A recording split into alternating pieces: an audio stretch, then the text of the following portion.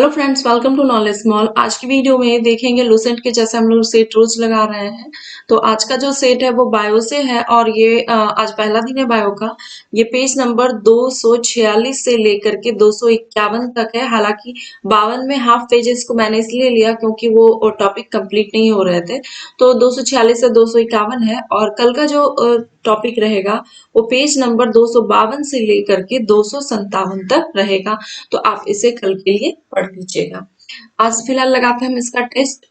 पहला जो क्वेश्चन दिया गया है कि निम्न में से किसे वर्गीकी का पितामह कहा जाता है।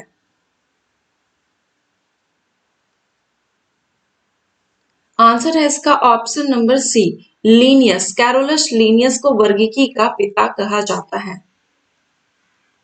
द्विनाम पद्धति का अभिप्राय है पौधों के नामों को दो शब्दों में लिखना जो बताते हैं उनके।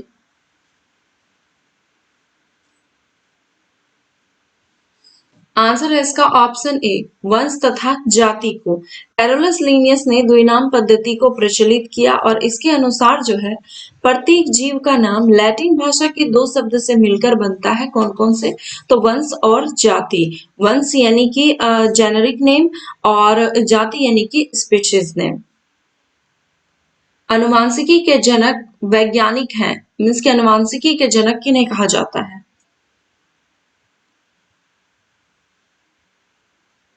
आंसर है इसका ऑप्शन डी, ग्रेगर मैंडल को। यहाँ पे मेंडल होगा, ग्रेगर मेंडल को। जीन शब्द का सर्वप्रथम प्रयोग किसने किया?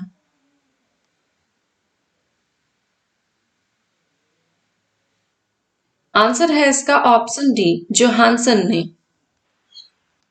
मेंडल द्वारा प्रतिपादित आनुवंशिकता की तीनों महत्वपूर्ण नियम संबंध स्थापित करते हैं।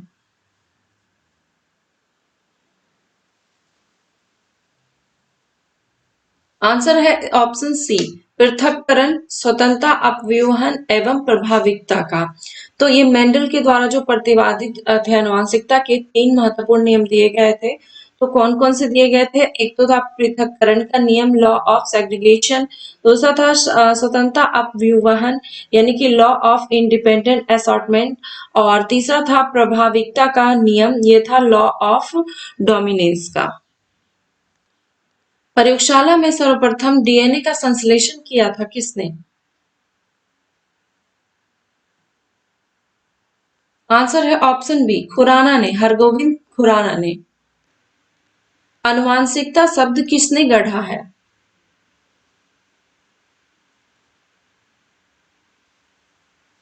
आंसर है ऑप्शन सी, वाटसन ने। डब्ल्यू वाटसन ने सर्वप्रथम जेनेटिक्स यानी कि आनुवांशिकता नाम का उपयोग किया था।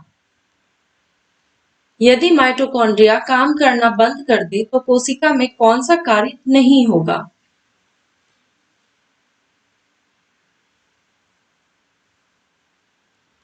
आंसर है ऑप्शन बी, भोजन का ऑक्सीकरण नहीं होगा। अवर्णी लवक यानी कि ल्यूकोप्लास्ट मुख्यतः पाए जाते हैं।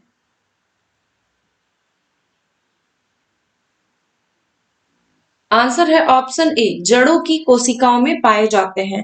अवर्णी लवक ये रंगहीन पदार्थ होते हैं और ये पौधे के वैसे भाग में के कोशिका में पाए जाते हैं जो कि जहाँ की सूर्य के प्रकाश से वो वंचित है, यानी कि वहां सूर्य का प्रकाश नहीं पहुंचता। तो जड़ों की कोशिकाओं में सूर्य प्रकाश नहीं मिलता। फूलों और बीजों को विभिन्न प्रकार के आकर्षक रंग प्रदान करता है।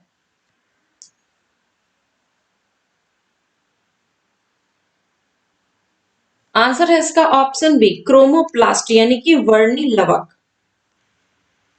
जीव द्रव्य में सबसे अधिक मात्रा में निम्न में से कौन सा तत्व पाया जाता है?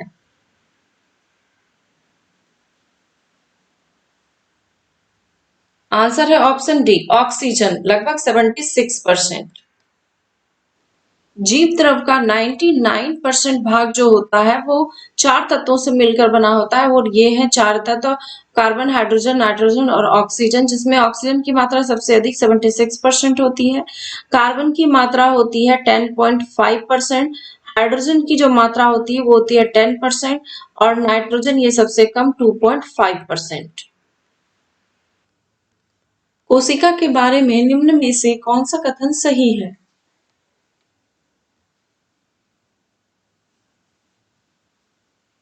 आंसर है इसका ऑप्शन सी, केवल 1 और 3 सही है कि सबसे छोटी कोशिका जीवाणु जो है माइकोप्लाज्मा गैलीसेप्टिग्मा की है, सबसे छोटी कोशिका। और तीसरा जो दिया गया है कि कोशिका शब्द का प्रयोग सर्वप्रथम रॉबर्ट हुक ने किया था, दोनों ही ऑप्शन सही है। दूसरे ऑप्शन को देख लेते हैं, कहते हैं कि यहाँ की कोशिका के अध्ययन को माइकोलॉजी कहा जाता है, तो ये गलत है क्योंकि कोशिका के अध्ययन को साइटोलॉजी कहा जाता है। किसकी उपस्थिति के कारण किसी पादप कोशिका और पशु कोशिका में अंतर पाया जाता है?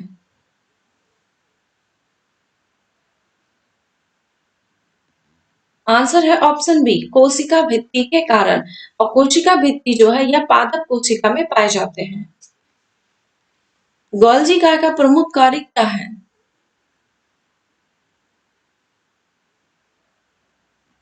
आंसर है ऑप्शन डी, स्रावीकरणी। श्रावण करना जो है गोल्जी काय का प्रमुख कार्य है। निम्न में से कौन सा कथन सही है?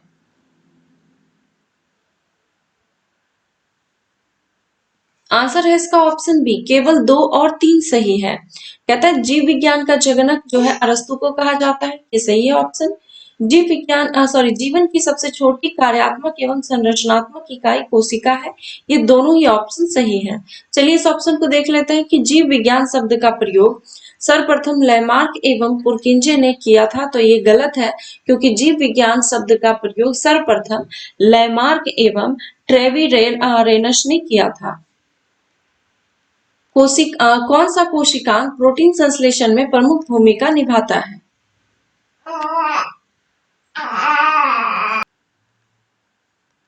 आंसर होगा इसका ऑप्शन बी, एंडोप्लाज्मिक रेटिकुलम एवं राइबोसोम।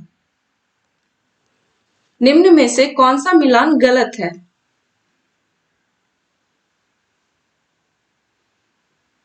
आंसर है इसका ऑप्शन सी, ऑफियोलॉजी। यहाँ पे दिया गया है ऑफियोलॉजी में छिपकली का अध्ययन होता है, तो गलत है क्योंकि ऑफियोलॉजी में जो है सर्पो यानी कि स्नेक्स का अध्ययन किया जाता है।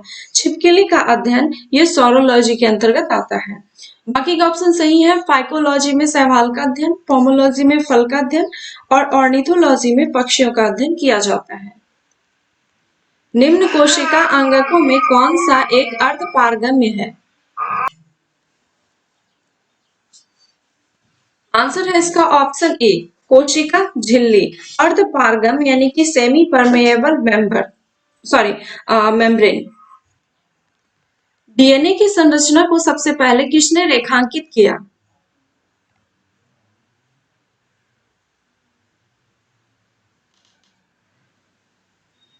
आंसर है इसका ऑप्शन सी, वाटसन व क्रिक ने। एक सामान्य मानव शरीर कोशिका में गुणसूत्रों की संख्या कितनी होती है?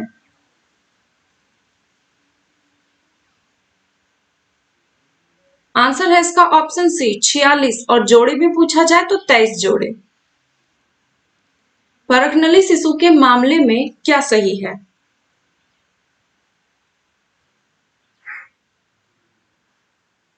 आंसर है इसका ऑप्शन ए, परखनली शिशु के मामले में ये निषेचन परखनली के अंदर होता है। जीन के भीतर अनुक्रम आधार परिवर्तन क्या कहलाता है?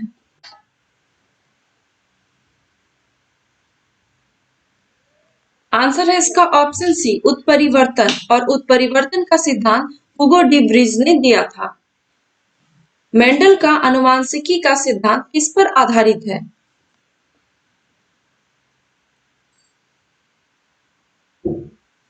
आंसर है इसका ऑप्शन बी, लैंगिक जनन पर। लैमार्कवाद का मूल सिद्धांत क्या है? आंसर है इसका ऑप्शन सी, उपार्जित लक्षणों की वंशागति। समरूप अंग होते हैं। आंसर है ऑप्शन ए, कार्य में समान। समरूप अंग जो होते हैं ये कार्य में समान होते हैं लेकिन मूल संरचना में ये भिन्न होते हैं। और एग्जाम्पल के तौर पे है इसमें समरूप अंग मतलब कि वही ऐसे अंग जो कि समान कार्य के लिए उपयोजित किए जाने के कारण देखने में बिल्कुल एक समान लगते हैं, कार्य में एक समान होते हैं, लेकिन इनकी जो मूल संरचना और भ्रूणीय विकास जो होती है वो भिन्न होती है। जैसे कि तितली, पक्षी तथा चमगादड़ के पंख जो है उड़ने में मतलब एक ही काम करते हैं, ये उड़ने का ही काम करते हैं, देखने में एक समान लगते हैं, लेकिन इनकी जो उत्पत्ति होती है वो अलग-अलग ढंग से होती है। नेचुरल सिलेक्शन द्वारा ऑरिजिन ऑफ स्पीशीज पुस्तक किसने लिखी थी?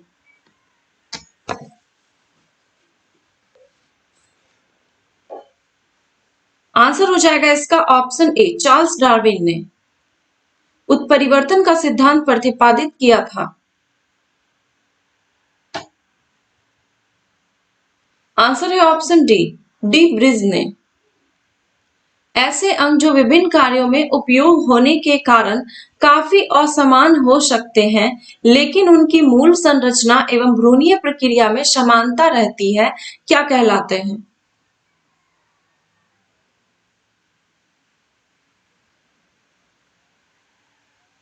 आंसर है इसका ऑप्शन सी, समजात अंग। यहाँ पे अब क्या है कि उपयोग अलग अलग कार्य में उपयोग होने के कारण देखने में बिल्कुल असमान लगते हैं, लेकिन इनकी जो मूल संरचना और भ्रूणीय विकास प्रक्रिया है ना, ये सारे मतलब कि इनमें समानता रहती है, तो ये समजात अंग कहलाते हैं। इसके एग्जाम्पल हैं चमगादड़ के पंख, बिल्ली का पंजा या फिर मनुष्य के हाथ। ये इनकी जो मौलिक संरचना है सभी एक जैसी ही है। यूकैरियोटिक कोशिका में किस प्रकार का राइबोसोम पाया जाता है?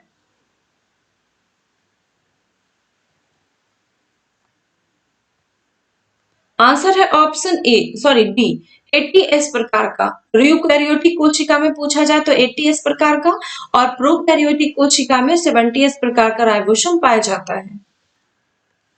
राइबोन्यूक्लिक एसिड में निम्न में से कौन सा नाइट्रोजन युक्त क्षार उपस्थित नहीं होता है?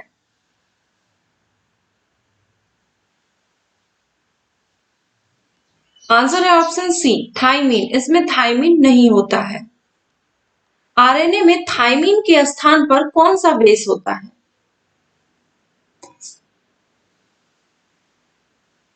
आंसर है इसका ऑप्शन डी, यूरेसिल। डैश वह कोशिका अंग है जिसमें श्वसन और ऊर्जा उत्पादन के जैसी जैव रासायनिक प्रक्रियाएं होती है।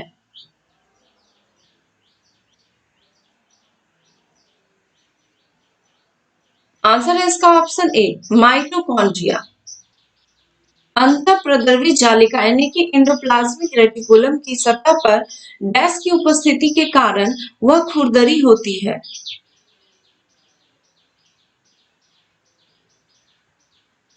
आंसर है इसका ऑप्शन डी, राइबोसोम।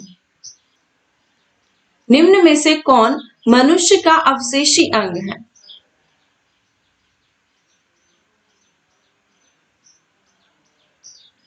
आंसर है ऑप्शन ए, केवल एक और दो। कर्ण पल्लव यानी कि जिसे पिन्ना कहा जाता है, और त्वचा के बाल, ये सभी अवशेषी अंग है। अवशेषी अंग का मतलब है कि जो कि जीवों के पूर्वज में विकसित थे, लेकिन वातावरणीय परिस्थितियों के कारण बदलाव होने के कारण अब इनका महत्व समाप्त हो गया है और ये धीरे धीरे विलुप्त होने के कगार पे हैं। प्रोकैरियोटिक कोशिका में निम्न में से कौन सा नहीं होता?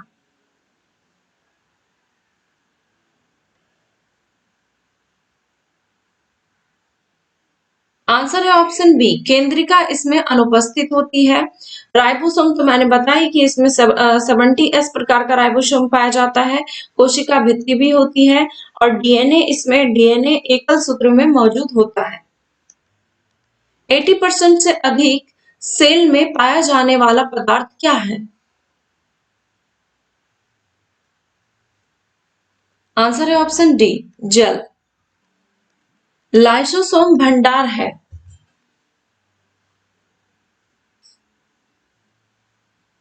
आंसर है ऑप्शन ए, जल अपघटक एंजाइमों का। अर्धसूत्री विभाजन के बारे में सर्वप्रथम किसने बताया था?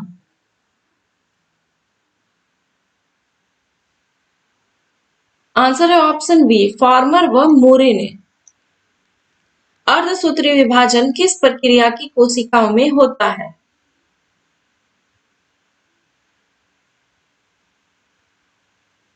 आंसर है ऑप्शन सी, जनन कोशिका में। गुणसूत्रों में पाए जाने वाले आनुवांशिक पदार्थ को क्या कहा जाता है?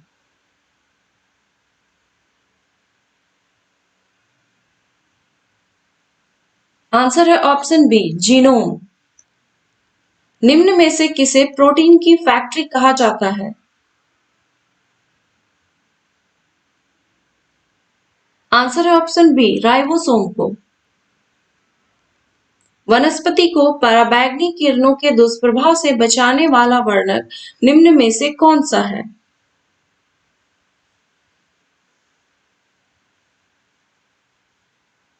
आंसर है ऑप्शन ए, फाइकोसाइनिन।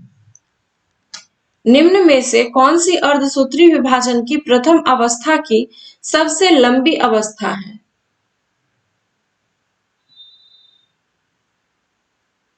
आंसर है ऑप्शन ए, प्रोफेज।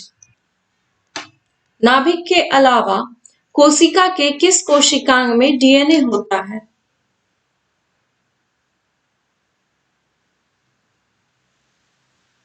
आंसर है ऑप्शन डी, माइटोकॉन्ड्रिया में। माइटोकॉन्ड्रिया की खोज सर्वप्रथम किसने की थी?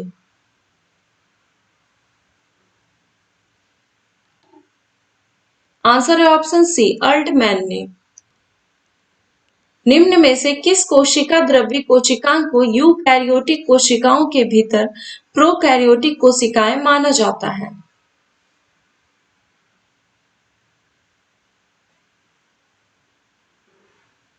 आंसर है इसका ऑप्शन ए, सूत्रकनिका यानी कि माइटोकॉन्ड्रिया। बोस इंडिकस निम्न में से किसका वैज्ञानिक नाम है?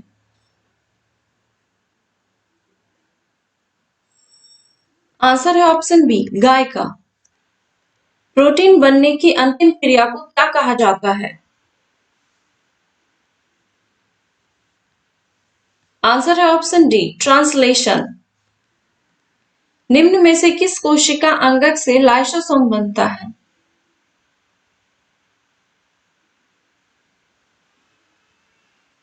आंसर है ऑप्शन सी, गोल्जी काय। निम्न में से कौन कोशिका का नियंत्रक केंद्रक है? कौन कोशिका का नियंत्रक केंद्र है?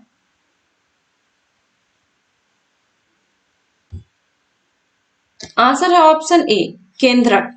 तो ये थे 50 क्वेश्चंस के सेट। आई होप कि स्कोर आपका काफी अच्छा रहा होगा। आप अपना स्कोर चाहे तो कमेंट बॉक्स में लिख सकते हैं। अगर वीडियो पसंद आए तो प्लीज एक लाइक कर दें, कमेंट करें और अपने दोस्तों के साथ शेयर करें। नए हैं तो चैनल को चाहे तो आप सब्सक्राइब भी कर सकते हैं। धन्यवाद।